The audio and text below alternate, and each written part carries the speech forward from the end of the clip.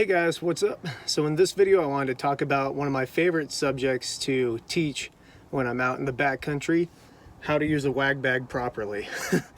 It's kind of funny how easy this is to mess up. I'm going to talk about the different types of wag bag kits that are out there, primarily the main two that I've seen that get given away in ranger stations, or more sold in ranger stations, a bunch of outdoor shops, also sold in national parks. These are like the two main ones that I've seen. Apparently, I get clients all the time that buy different wag bag kits off of Amazon, and sometimes they are just sort of repackaged versions of these, but other times they're like completely different. But pretty much all of the kits do the same thing and they come with the same materials. So I'm just going to talk about the main packaged ones, and then any other sort of off-brand third shoot model would be pretty much the same setup. I'm also going to talk about everyone's favorite like sort of doggy bag sort of setup too. One thing I do recommend with all of these kits, especially just the plain old bag one, is to bring some supplementary toilet paper, or as people in the outdoor world like to call them, shit tickets, because a lot of the kits come with a small amount of toilet paper, and it's like literally this military grade surplus sort of like thin little paper, so sometimes people don't really like that. And then also with this kit, I keep my toilet paper in a bag so that way it doesn't get wet and ruin everything. And then I also keep a little bottle of hand sanitizer. These things are really neat, so I try to find like the smallest bottle possible. I'm in Vegas right now, if you hadn't guessed, and at all the gas station stores they have these little bottles coming out. This is like literally the smallest bottle of hand sanitizer I've ever seen. And the cool part is you can just keep refilling this bottle. Then you have this little thing to bring out into the backcountry with you. This small bottle is for sure enough hand sanitizer to last you for a full week in the backcountry, and probably more, depending on how much you like to sanitize your hands. But still, it could last pretty much most people at least 5 days in the backcountry, which is generally all you need before you have some way of picking up more. This is kind of like my usual kit, along with any sort of wag bag. All right, so the first wag bag I'm going to talk to you about are the free ones. These are literally just like human doggy bags. These are ones I get from my work. Obviously, they give us free wag bags because these things cost like nothing. You can buy a box of like 50 or maybe 200 of these or so and then be set for life. They even come with a little biohazard warning on them, which is kind of nice. They have a little fold over partition right here, so that way it helps to fold the bag over. And this is kind of my go-to bag. One is, again, I get them for free. And then two is a lot of times like climbing Baker or Rainier. Anytime I'm going back to a camp, or like we hike up and establish a camp, and then maybe we'll go to the summit and then back to that camp and then back down or whatever, I bring out these bags. And then also it's like after you use them, you just sort of stick them by your tent with a few rocks on top of them, and then they're there until you have to carry them out. If I'm doing something like the Torment Forbidden Traverse, or if I'm like climbing up one side of the mountain and then going down the other side, any sort of carry through, North Ridge of Stewart is like another example where you're going in one straight line and not coming back to your camp. That's when I'll go for what I call the high-class luxury ones, which are these actual wag bag kits. And you'll see why when I pull these things out. They just have more layers to them. They're a little bit more foolproof. You're not as scared about puncturing them in your backpack as this one. However, you could just double bag, which I've double bagged before. I've had real messes, but that's when I'll actually pay the $3 for these kits. That does bring up another point. These kits aren't super expensive. I think this one's a bit more. I think this one's more along the lines of $5 to $6, depending on where you buy them. If you buy them at the national park, they'll be a bit more expensive than if you buy them on Amazon or anywhere else. I actually picked this up at a local store here called Desert Rock Sports.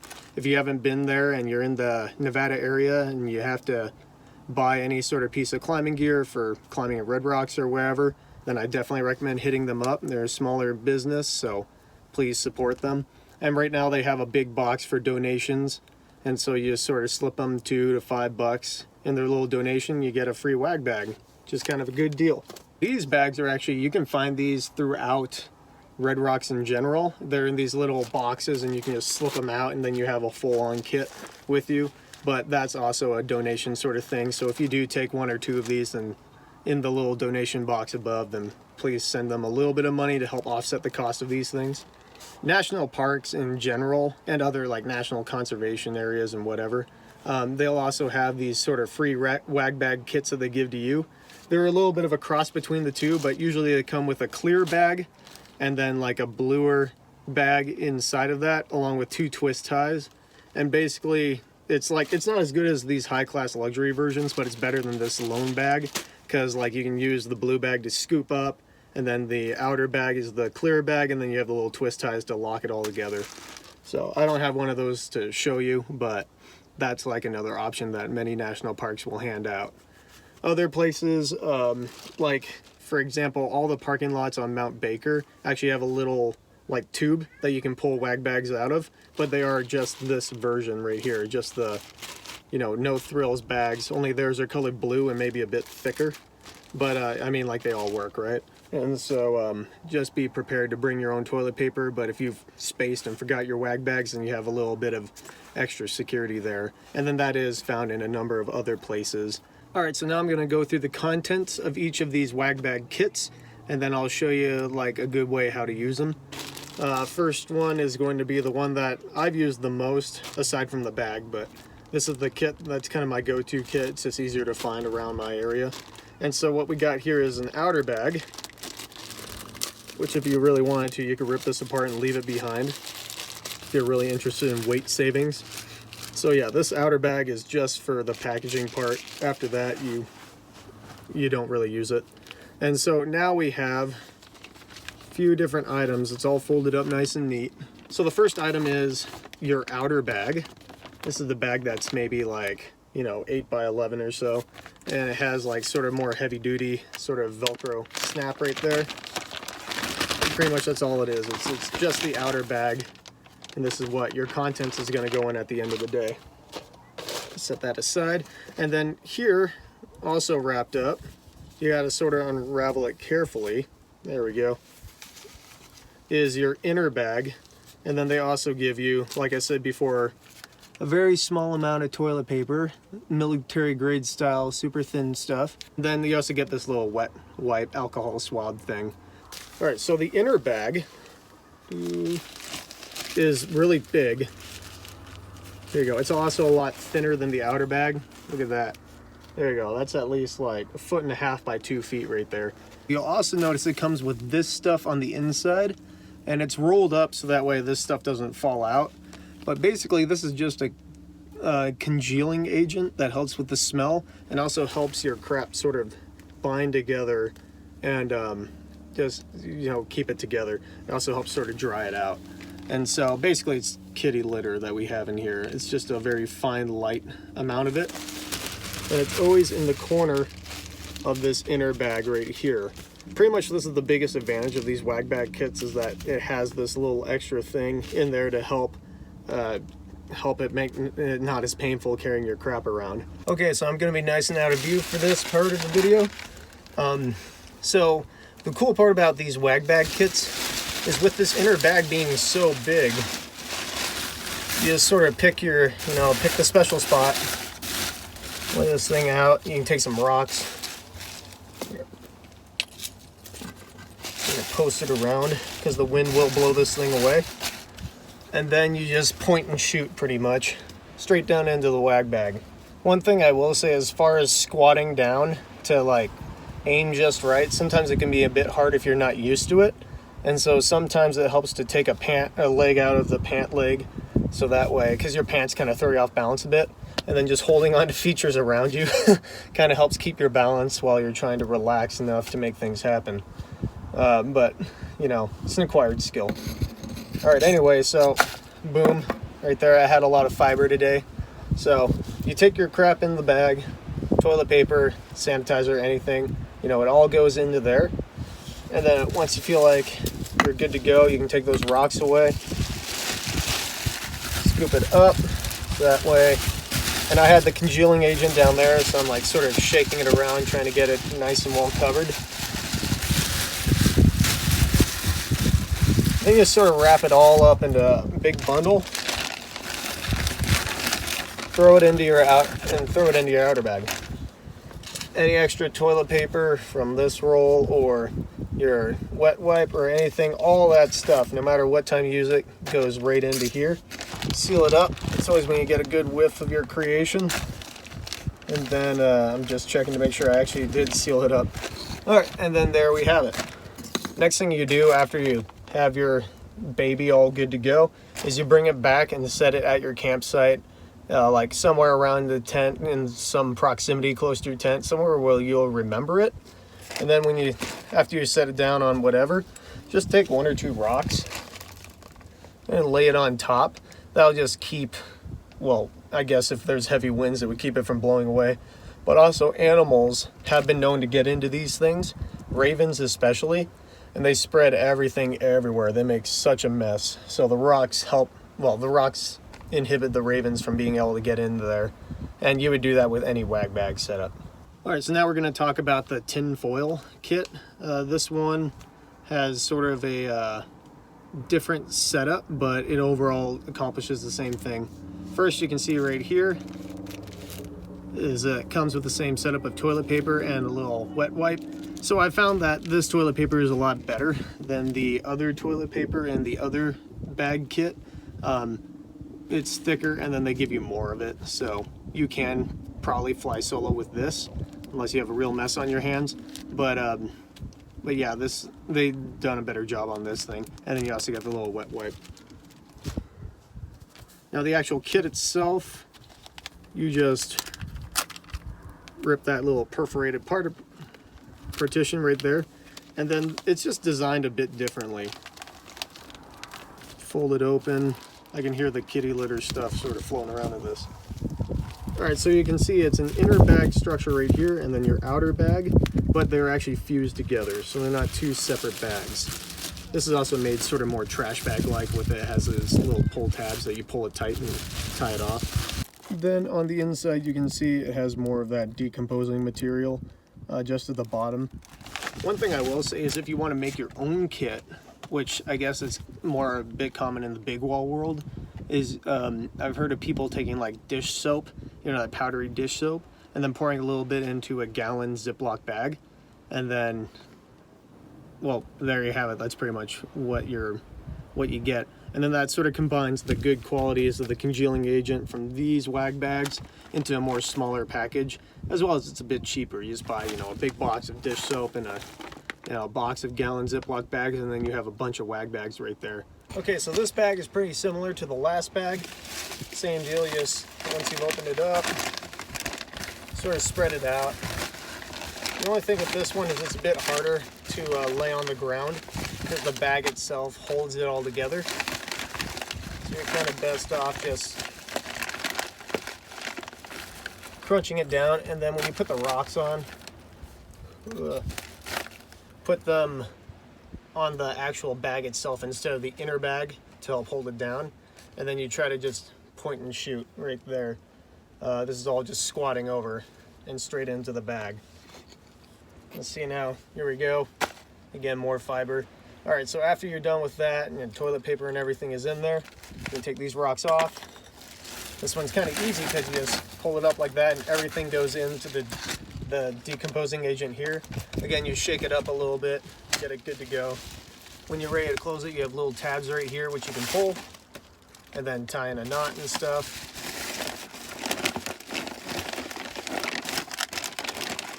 And then just stuff it into the outer bag. Again, try to squeeze all the air out of it. Any more trash or anything else, like the wrapper from here, and then this wrapper holding the toilet paper, all goes in there. Same deal, sealed it up. Best part is squeezing the air out. There you go, and then I'll just check to make sure. You know, I'm a nervous Nelly, so I like to check to make sure it's actually closed. And there we have it. This bag also, it's a bit bigger than the outer bag from this thing, just slightly, so it doesn't pack down as small. And for some reason it's reflective. It makes it look really, you know, like state of the art. But yeah, that's the only drawback. They're basically the same bag. And then same deal with this, you would put rocks and stuff on it to keep all the animals away. All right, so moving on to by no means the fan favorite, but definitely the most popular, just the straightforward bag. This one's a bit different in that what you do is you have to select a site, something like this. Let's get the rocks out of the way. Like any sort of durable surface is great, and so rocks and stuff like that. Another big useful thing is snow. So if you're up in the Alpine, the snow is like the best place to take a crap, because a lot of times if you go on like a bunch of foliage or any sort of gravel or something, then you're picking up all that with you, and then you end up carrying it down the mountain. So like snow is usually the best, but we don't always have snow with us. Definitely like sort of durable surface. And so what you do is you find your special spot, drop trowel, take your crap, it'll be right there, but it doesn't tend to bounce as much as rocks. All right, and then here is where you get like different people doing different things. Me, I just throw all my toilet paper on a pile right here. You kind of gotta be careful, make sure it doesn't blow away. Take your bag, and anyone who's used a doggy bag, it's like, there's obviously the inside out fold method, and then you can use the glove, or you can just start by folding the bag, give it a good couple of twists, like 5 or 6 actually, and then right on top, and then you can sort of scoop it up, and then let this whole thing fall down, and then roll the bag out. It's important you want to do a good amount of rolling, because that way anything that gets on the side of the bag is down low. And then now that I'm all like bagged up here, sort of scoop it up, or like hold the bag right here, and then you just tie the whole thing in an overhand knot. Be kind of loose with the knot, because what you can do is actually roll it down the bag to get like as small a package as possible. And when it's just a rock, you can get a pretty small package, but if you roll that knot down, you can get it pretty small. And then there would also be toilet paper and other stuff in here too. But once you bring this back to camp, you know, waving your flag high, throw it on the ground next to your tent or whatever, and then a few rocks on top of it, again, just to keep animals away. Obviously, like any normal person would after all this, you want to use your hand sanitizer, especially before you go back to camp and start touching other people. Okay guys, so there you have it. That's pretty much majority of wag bags that you'll find out in the world. They all pretty much follow those same systems. Sometimes you have to supply your own materials. Other times they come in a full kit. You just get what you pay for. They're all pretty cheap in the end. If you're climbing Baker for 3 or 4 days, doing a mountaineering course or whatever, generally people will bring one a day. And then that gives them a good safety net. They generally don't use one every day, but still a good safety net to have. And then that's a good baseline once you sort of learn what your body is all about. The common places where you would use a wag bag are in areas with more fragile ecosystems.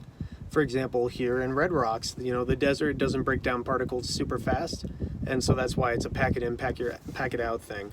If you're hiking in Olympic National Park or, you know, Glacier National Park, then the systems are a bit different there, where if you're below tree line and then there's tons of plant life and, you know, it's a very aggressive ecosystem in terms of breaking down material, generally the common ethic there is to dig a hole 6 to 8 inches or so. They call them cat holes, just deep down into the soil. Into that, you crap into that. If you have biodegradable toilet paper, then you can put that in there and then bury the whole thing.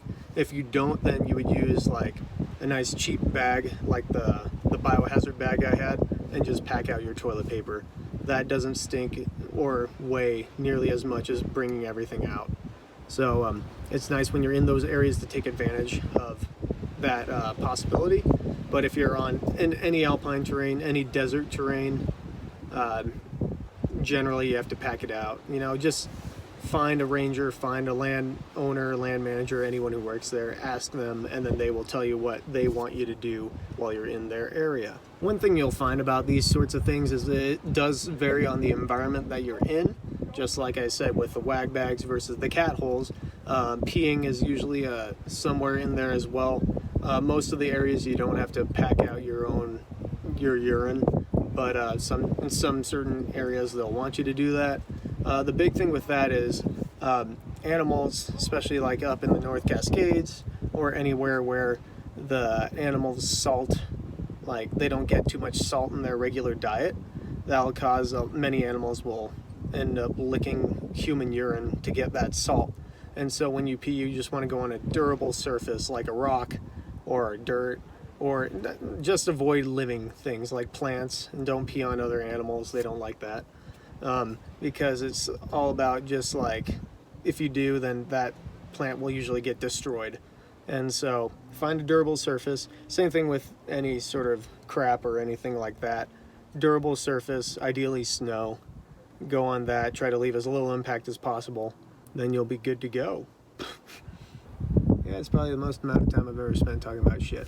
Well guys, that's it for this video. Just wanted to help you guys out. Just try to make crapping outside of a bathroom a little bit less scary for you folks that are scared of it. The more you do it, the easier it'll get, that's for sure. And so if you guys want to see anything else on my channel, please leave a comment, or you can message me. And then if you want me to make videos on any other certain topics, especially more camping style topics, I got a few in mind that I'm gonna start doing a little bit in the future here. And if you want to see a live demo of a wag bag use, then let me know, and then maybe that'll happen too. So thanks for watching, and I'll see you guys in the next video.